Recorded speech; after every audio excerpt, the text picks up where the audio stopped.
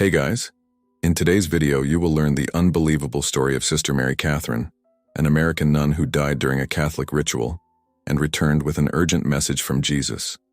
What she saw on the other side, including priests and nuns in hell, will shake her beliefs. Before you start, leave a like, subscribe to the channel and activate the bell, and comment below which city you are watching, so we can spread this message as much as possible. Now get ready, because this revelation will leave you speechless. My name is Sister Mary Catherine Sullivan. I was born in Boston, Massachusetts, in a typical Irish-American family, where the Catholic faith was not just a belief, it was the basis of everything. My grandmother had a picture of Our Lady of Fatima in her room, and my father took me to Sunday Mass as if it were a matter of life and death. I was baptized when I was 2 months old. I had my first communion when I was 8, and when I was 13, I already said I wanted to be a nun. There was no plan B. At 19, I joined the Congregation of the Sisters of the Holy Redeemer in a remote convent on the outskirts of New Hampshire. It was a life of discipline, silence, and total surrender. We slept in rooms without mirrors. We couldn't use technology. Every minute was devoted to God, or what we were told was God. For 24 years, my life was a sequence of prayers, fasting, masses, and confessions. I believed I was laying up treasures in heaven.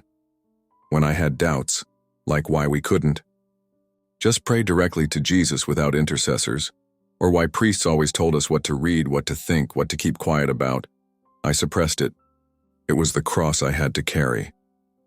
Already Easter 2018, everything changed. It was a special vigil. The chapel was decorated with white flowers, the altar filled with candles. I had been tasked with preparing the communion table. She was alone, in silent worship. I looked at the crucifix above the altar as I did every day and murmured, "Jesus, I gave everything for you. Show me what more I can do." At that moment, a violent pain shot through my chest, an unbearable heat. My hands were shaking. I tried to hold onto the altar, but I collapsed. My face hit the marble floor. The silver cup fell, spilling wine, the consecrated blood everywhere. My body stopped. My heart too. But I remained conscious. He floated above me, seeing my body lying on the floor of the chapel. The other sisters ran, screamed, cried. But I wasn't afraid. It was as if something much bigger was calling me.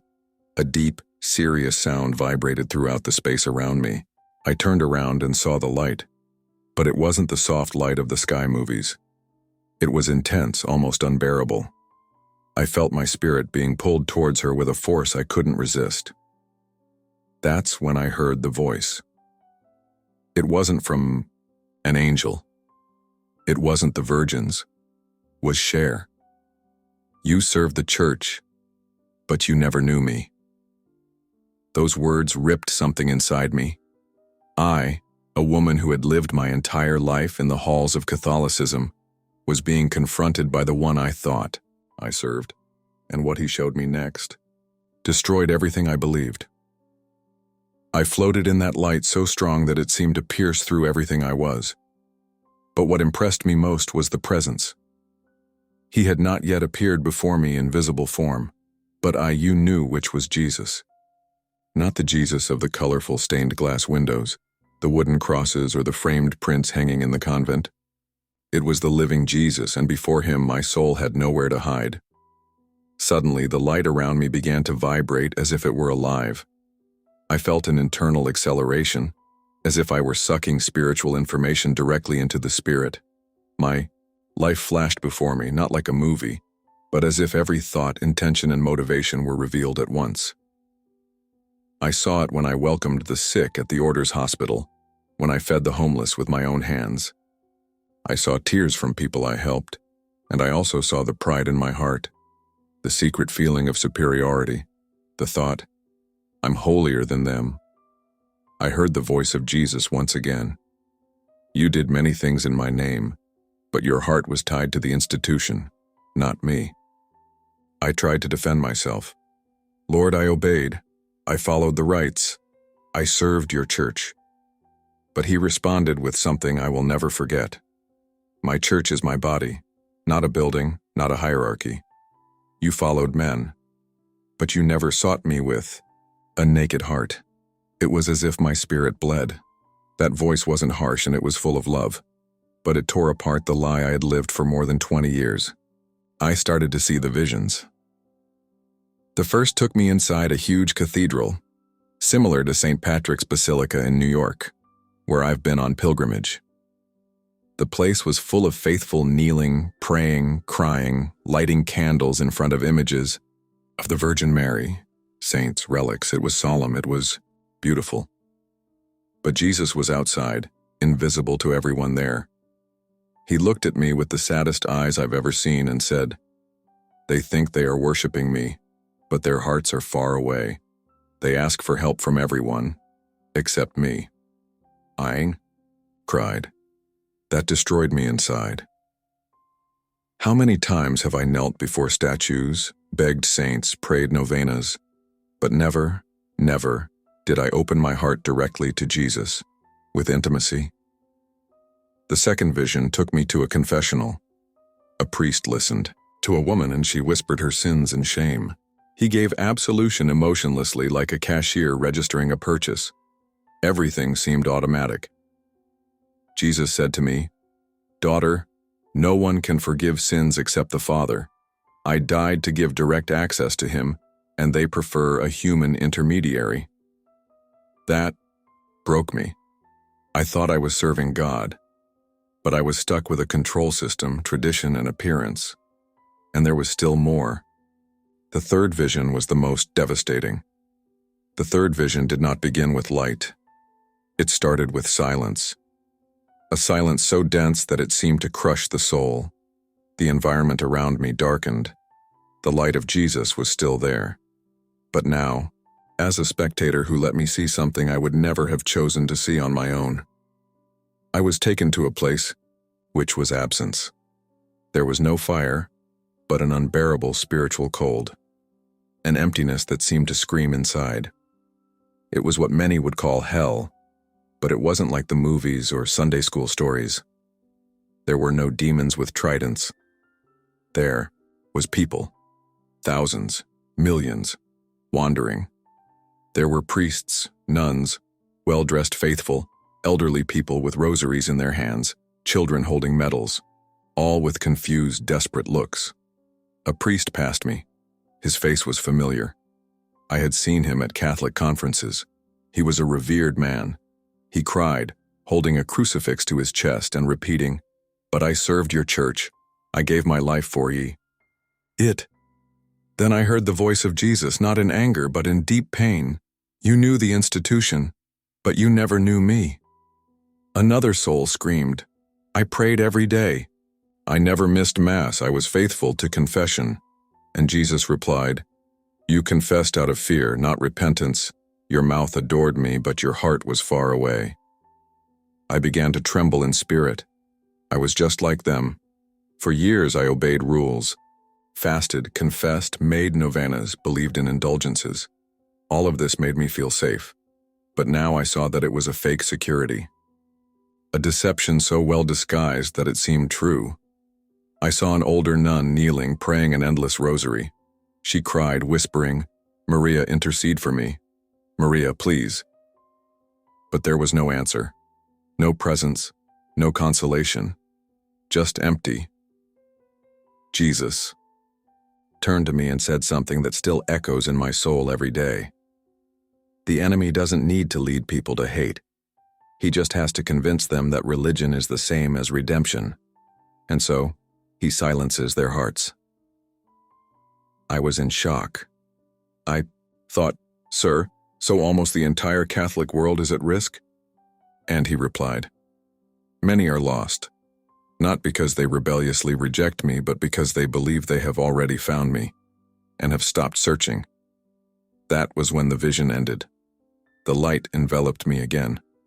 But now there was an urgency burning inside me. I knew that he wanted to show me more, that all this was just the beginning of a truth that needed to be revealed. And I still had no idea what mission Jesus was about to give me. After the vision of hell, I thought nothing could be more devastating. But I was wrong. The light began to move around me as if surrounding me with intent. And then he spoke. Not with audible words, but straight into my spirit. It's not over yet. I have something I need to show you. Something that has yet to happen. An instant I was taken to a vision of the modern world. Churches, cathedrals, televised masses, crowded events. I saw crowds kneeling, singing songs, raising candles and images. Everything looked beautiful, solemn, spiritual. But then, something happened. The scene began to empty. The voices fell silent. The churches were empty. The crosses on the walls disappeared. The main altar of the cathedral was split in half. From the center, a spiritual crack appeared, as if the ground of faith was crumbling. And when I looked closer, I realized that Jesus was not in any of those places. He was outside, among the despised, the forgotten, the repentant sinners who cried silently in the dark, without candles, without incense, without ritual. And it was with they that he revealed himself. I saw pastors trying to preach, but their words sounded hollow.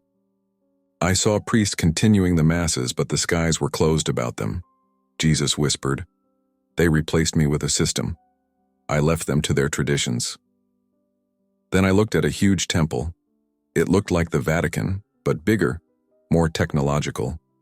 Mixed with symbols from various religions, it was a new world church, unified, grand, and completely no spiritual life. Jesus said to me, "A time will come when many will come together in the name of peace, religion, unity, but it will not be in my name. They will be preparing the throne of another." I understood. It wasn't just about the past or the present. It was about what was to come. And he was showing me why he needed me to come back. Then he looked at me. At that moment, I saw your eyes. There was no trial. There was no condemnation. There was urgency, pain, pure love. And he said, "You will come back. You will say what you saw. You will break the silence.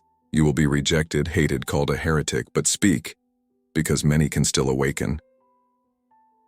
I started to cry. How could I go back to that world after all that?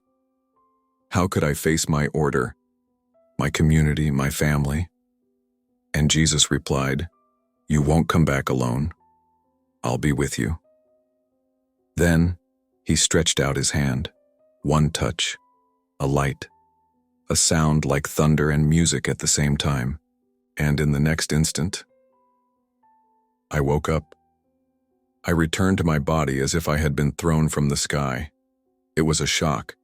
The physical pain, the sound of voices screaming, the smell of incense still burning in the chapel. My eyes suddenly opened. I screamed. The nuns around me cried with relief. One of them fell to her knees and thanked the Virgin Mary. The other was holding the rosary so tightly that her fingers were white.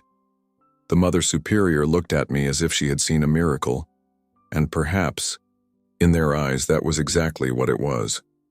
But what I had experienced couldn't fit into human words.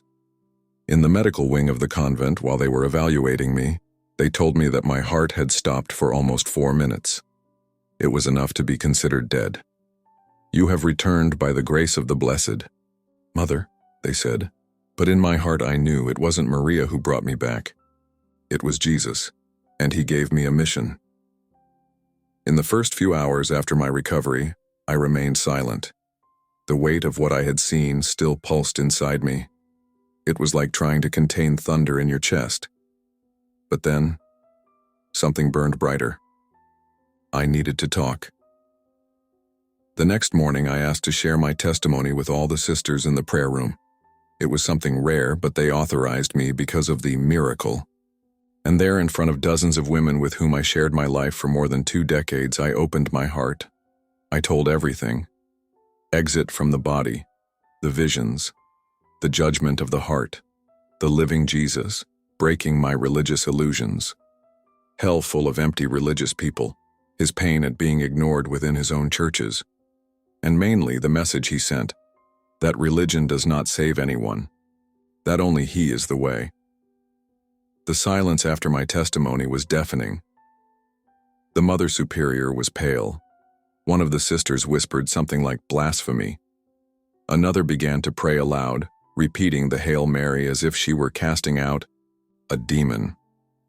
And then came the sentence, "Sister Mary Catherine, you have been deceived. The enemy has shown you lies. You need cleansing." I was isolated. No mass. No community prayers. They said I was under evil influence and that they wanted to exorcise me. And when I said firmly, "Jesus told me to say that Mary does not save, that saints do not save, that confession with men does not replace repentance before God," that was the end. I was taken to the Mother. She looked into my eyes with a mixture of pity and anger. "You have betrayed the church. You are excommunicated. You will never wear that habit again. You will never be able to set foot in this house again." And so with a suitcase in her hands and tears in her eyes, I was kicked out of the only life I knew. But inside me, there was peace. Because now, I knew Jesus. When the convent door closed behind me, I felt an emptiness that almost crushed me. It wasn't just the chill of the New Hampshire wind that late afternoon. It was the weight of knowing that I no longer had a home, family, identity.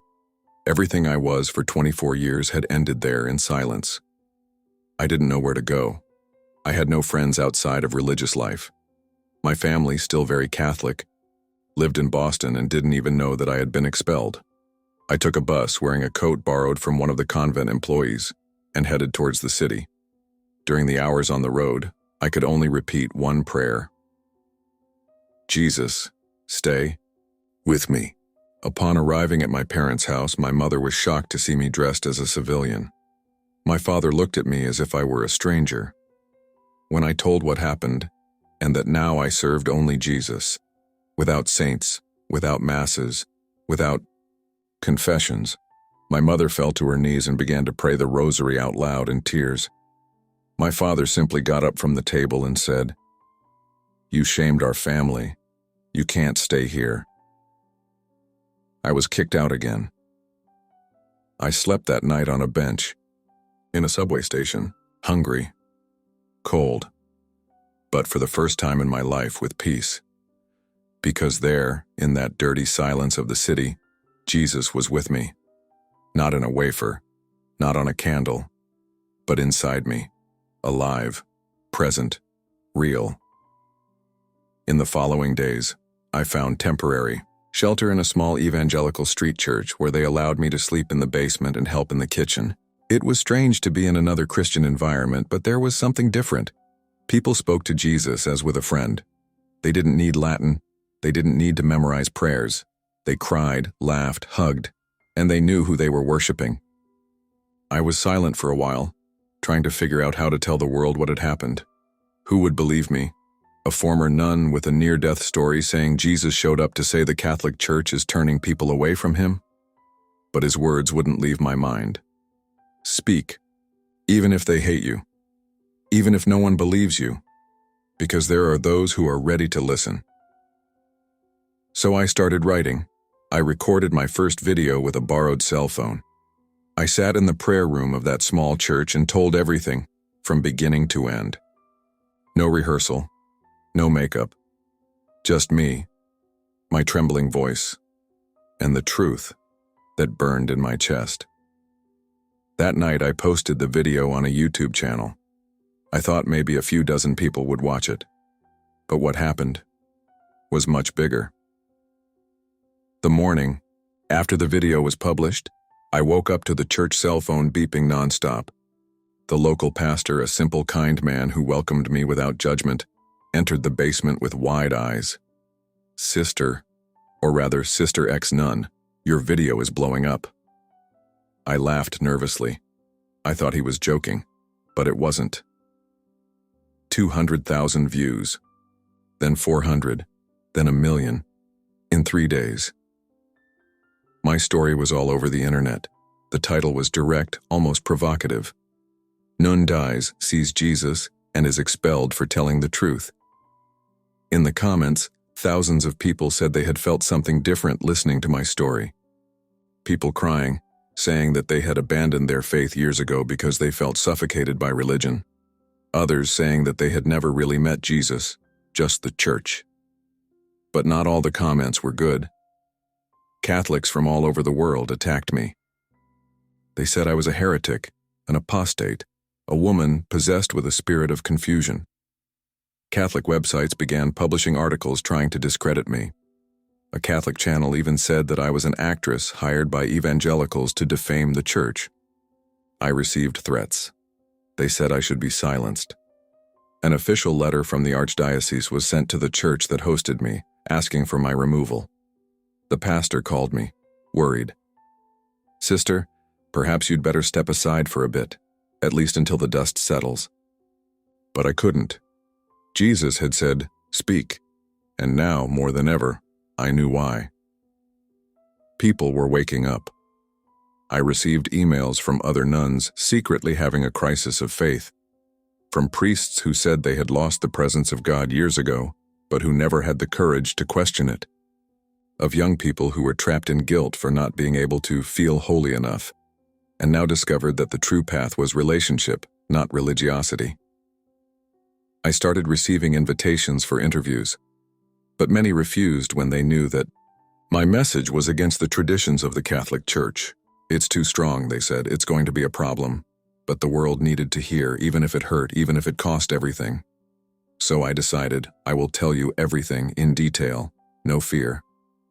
Why, if I spent 24 years serving a system, now I wanted to spend the rest of my life serving the real Savior who met me at the altar and sent me back to expose the lie. And the next video would be even more impactful, because I hadn't yet told you everything I saw. The darkest revelation was yet to come. For weeks, I was reluctant to share this part of the experience. It was the darkest, the hardest to accept. Even for me. More Jesus Havia here. Speak everything. Don't hide what I have revealed. In the final part of my NDE, I was taken to a place that looked like a city, but it wasn't made of stone. It was made of gold, marble, and religious symbols mixed together. Cross with an all-seeing eye, statues of saints and gods from other religions side by side. On every corner, an altar, but none of them for Jesus. A crowd had gathered, millions, people of all nations, men, women, religious, political leaders. They were smiling, raising banners of peace, singing hymns about love and unity. In the center, on a high throne, a man sat, beautiful, charismatic, bright. He talked about inclusion, of a new universal faith. He said phrases that sounded biblical but were distorted. The path to God is in everyone. The truth is not absolute, it is felt. Love is the only salvation. And the crowd shouted, "Amen." I saw Catholic cardinals kneeling before him. I saw leaders of other religions delivering their sacred books at the foot of the throne. And then Jesus, beside me, whispered. They accepted the false in the name of unity. They exchanged the truth for acceptance. That is not me. It was then that I saw that man's face change for a second. His eyes glowed with darkness. And there, at that moment, I knew. The world was worshiping the Antichrist, and his throne had been prepared by religions that placed tradition above truth, mainly by one, the one who called herself holy, but who hid Jesus behind layers of icons, rules, penances, and intermediaries. Jesus said to me, "The final deception has begun, and millions will be led away not by hate, but by a false love, a love that denies the cross, a love that dispenses with regret." I turned to him desperate. "Sir, what can I do?" And he responded with the same loving intensity as always. "Speak, expose, warn, because there is still time. There are hearts that will seek me if they hear the truth." It was then that he showed me faces, Many faces.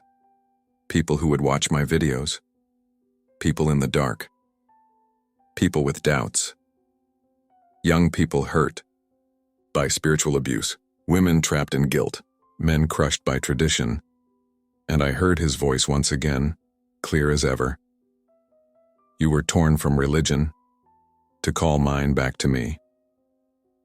The light around me began to change.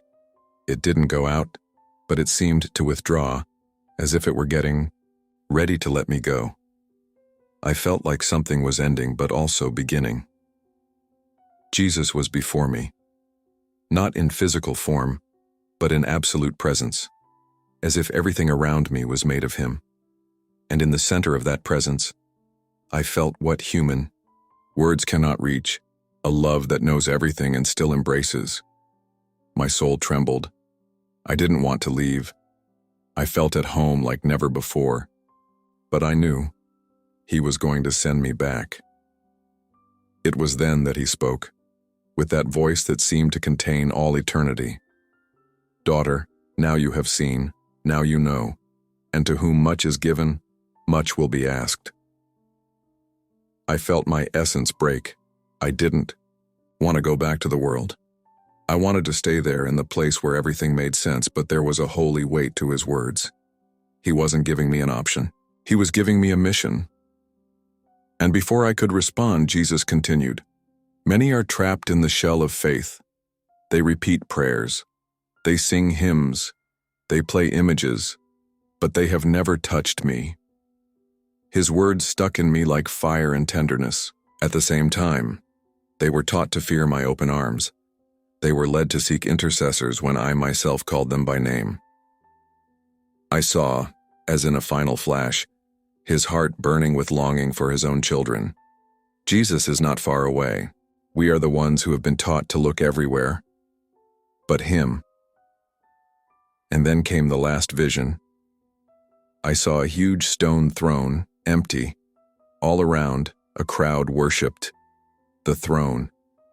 They knelt before the symbol, but they did not realize that the true king was right behind them, ignored, forgotten.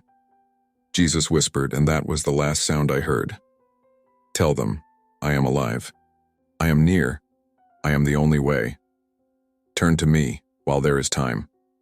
Then I felt a force pulling me back, the light fading, his presence moving away. A scream came from my soul. Don't leave me, Lord. And his answer, soft, firm, eternal. I never left you. Everything went dark. Then, noises, screams, machines, human voices. My body was shaking. My heart started beating again. But my spirit, it would never be the same again. If you like this beautiful spiritual testimony, leave a like, comment on your impressions, subscribe to the channel, and don't forget to activate the notification bell to watch each new video and help us spread this message to a greater number of people. Until next time.